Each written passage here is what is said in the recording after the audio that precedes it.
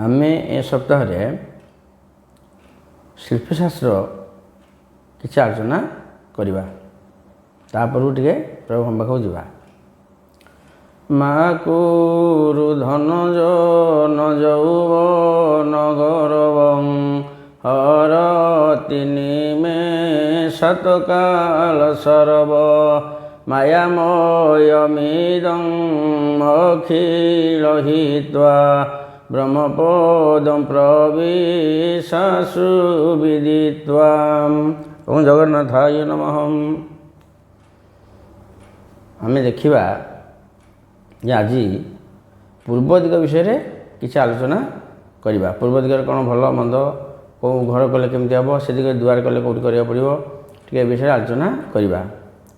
ପୂର୍ବ ଦିଗର ସ୍ୱାମୀ ହେଲେ ଇନ୍ଦ୍ର ଦେବତା, ଗ୍ରହ ହେଲେ ରବି। ଏଇ ଦୁଇଟା ରହିଲା ପୂର୍ବ ଦିଗର ଅଧିପତି। ଯଦି ପୂର୍ବ ଦିଗ ପ୍ରତ୍ୟେକ କକ୍ଷଠାରୁ ଢାଲୁ ରୁହେ ତାହେଲେ ଗୃହକର୍ତ୍ତାଙ୍କ ଶୁଭଫଳ ପ୍ରାପ୍ତି ହୁଏ। ଏହାଦ୍ୱାରା କ'ଣ ହେବ ନା ସେ ପରିବାରରେ ସମସ୍ତଙ୍କର ସ୍ୱାସ୍ଥ୍ୟ ଠିକ୍ ରୁହେ, ସ୍ୱାସ୍ଥ୍ୟବାନ ସନ୍ତାନ ଜନ୍ମ ହୁଏ, ରୋଗ ବିଶେଷ ହୁଏନି, ଯଦି ହୁଏ ଅଳ୍ପକେ ଭଲ ହୋଇଯାଏ।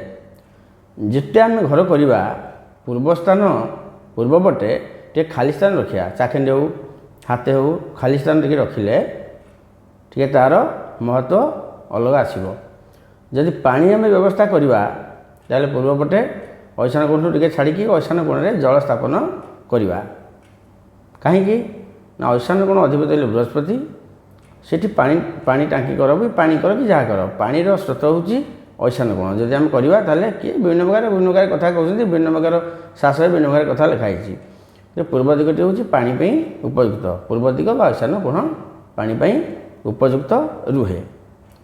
ଯଦି ଆମେ ଦେଖିବା ଯେ ଯେଉଁଟା ଆମେ ଘରଟି କରିବା, ନୂଆ ଘରଟିଏ କରିବା, ବର୍ଗାକାର କିମ୍ବା ଆୟତାକାର, ଏହି କ୍ଷେତ୍ରରେ ଆମେ ଘରଟି କଲେ ଆମକୁ ଭଲ ସୁଟ୍ କରିଥାଏ।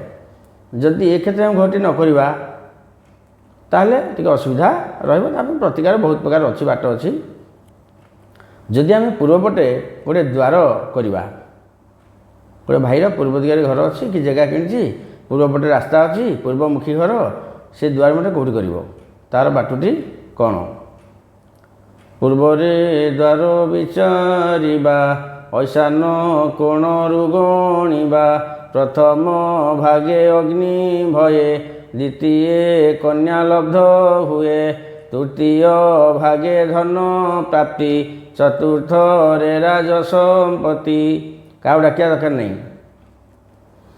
କେଉଁ ଶିଳ୍ପୀ ଡାକିବା ଦରକାର ନାହିଁ। ଆପଣଙ୍କର ଯଦି 10 ଫୁଟ ଜାଗା ହେଲା, ଧରନ୍ତୁ ପୂର୍ବପଟ ଓସାର ଅଛି 10 ଫୁଟ, କମ୍ ଅଛି ଅଧିକା ବି ଅଛି, ସର୍ଟ ହିସାବ 10 ଫୁଟ ହେଲା, ତାହେଲେ ଆପଣ ଐଶାନ କୋଣରୁ ଫିତା ପକାଇବେ, ମିସ୍ତ୍ରୀ ବି କରିପାରିବେ, କିଛି ଅସୁବିଧା ନାହିଁ, ମିସ୍ତ୍ରୀ ବି ଜ୍ଞାନୀ ଅଛନ୍ତି। ଐଶାନ କୋଣରୁ ଫିତା ପକାଇବେ ବା ଟେପ୍ ପକାଇବେ। ପ୍ରଥମ ଭାଗ ହେଲା ପୁଟେ, ଦ୍ୱିତୀୟ ଭାଗ ପୁଟେ, ତୃତୀୟ ପୁଟେ, 2 ଫୁଟ ଛାଡ଼ିକିରି ଦ୍ୱିତୀୟ ଭାଗ 2 ଫୁଟ ଛାଡ଼ିକିରି 3 ଫୁଟରୁ ଆବର୍ତ୍ତନକୁ ବନ୍ଧ ବସାଇବେ। 3, 4, ଚତୁର୍ଥ ପଞ୍ଚମ ପୂର୍ବ ଦିଗରେ ହେଉଛି ଦୁଆର ମଝିରେ କରିବ, ଐଶାନ କୋଣରୁ ଗଣିବ, ଚତୁର୍ଥ ପଞ୍ଚମ ଭାଗରେ ଦୁଆର ବନ୍ଧ କଲେ ତା ପରିବାର ପାଇଁ ବହୁ ଶୁଭ। ଜୟନ୍ତ ଏବଂ ଇନ୍ଦ୍ର ଇଏ ରହିବେ। ଇଏ ଯଦି ରହିଲେ ତାହେଲେ ଘରର କୌଣସି ପ୍ରକାର କିଛି ଅସୁବିଧା ହେବ ନାହିଁ। ଯଦି ଏହାର ଓଲଟା କରିବେ ତାହେଲେ ଅସୁବିଧା ରହିଛି।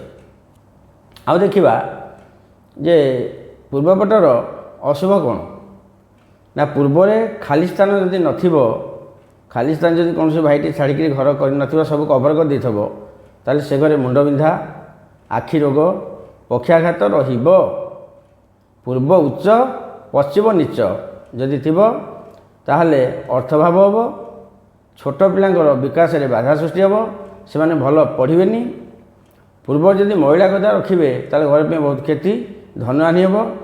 ପୂର୍ବ ଦିଗରେ ମୁଖ୍ୟ ଦ୍ୱାର ଯଦି ଆଗ୍ନେୟ କୋଣରେ ଥିବ ତାହେଲେ ସେ ଘରେ ଚୋରି ହେବ, ଘରୁ ଚୋରି ହେବ, ମକଦ୍ଦମା ହେବ, ବିଭିନ୍ନ ପ୍ରକାର ସମସ୍ୟା ଲାଗି ରହିବ। ତେଣୁକରି ପୂର୍ବପଟ ଦିଗର ଇଏ ହେଉଛି ବ୍ୟବସ୍ଥା।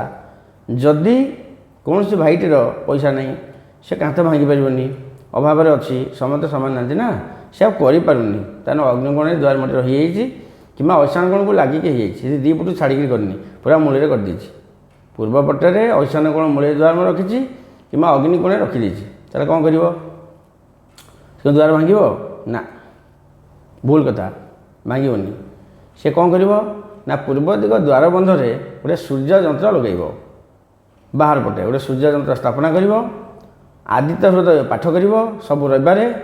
ଯଦି ପାରିବେ ପରିବାରରେ ଯଦି ସମସ୍ତ ଲୋକ କରିପାରିବେ ତାହେଲେ ରବିବାର ଦିନ କେହି ଆମିଷ ଖାଇବେନି। ଯଦି ଏତିକି ବାରଣ କରିପାରିବେ, ଦୋଷ ଥିଲେ ବି ଯଦି ପିଲାଟି ଆମ ଜଙ୍ଘରେ ଝାଡ଼ା ବସିଲା ଆମେ ତାକୁ ପୋଛିବା, କାଟିବାନି। ଶିଳ୍ପୀ ଆସିବେ ଦୁଆରଟା ଭାଙ୍ଗ, ଏ ଘରଟାକୁ ଭାଙ୍ଗ, ଏ ଛାତଟାକୁ ଭାଙ୍ଗ, ଜମା ନୁହଁ, କିଛି ଭଙ୍ଗା ଭଙ୍ଗିବନି, ବେକାର କଥା, ଜମା ଭଙ୍ଗା ହେବନି। ବର୍ତ୍ତମାନ ଯଦି ଏଇ ପ୍ରତିକାର ଆପଣ କରନ୍ତି ତାହେଲେ ଉପକାର ନିଶ୍ଚୟ ଆସିବ। ଯଦି ଆପଣ ପୂର୍ବକୁ ଦ୍ୱାର ବଢ଼ିବାକୁ ଚାହୁଁଛନ୍ତି ଯେ ଆମେ ପୂର୍ବକୁ ଆଉ ଜାଗା ଆମେ ବଢ଼େଇକିରି ଘର କରିବୁ, ହେଇପାରିବ, କିଛି ଅସୁବିଧା ନାହିଁ। ଯଦି ଜାତକରେ ରବି ଉଚ୍ଚା ଥିବେ, ମିତ୍ର ଘରେ ଥିବେ, ନିଜ ଘରେ ଥିବେ, ତେବେ ଜାତକ ରୂପେ ଦେଖି ରବିଙ୍କ ଯଦି ସ୍ଥିତି ଭଲ ଥିବ ତାହେଲେ ଆପଣ ପୂର୍ବକୁ ବଢ଼େଇକିରି ଘର କରିପାରିବେ। ଯଦି ରବିଙ୍କର ସ୍ଥିତି ଭଲ ନଥିବ ପୂର୍ବକୁ ବଢ଼େଇବେ ନାହିଁ। ପୁଣି ଦେଖିବା ଅଗ୍ନିକୋଣ। ହରି ଓଁ ତତ୍ସତ୍।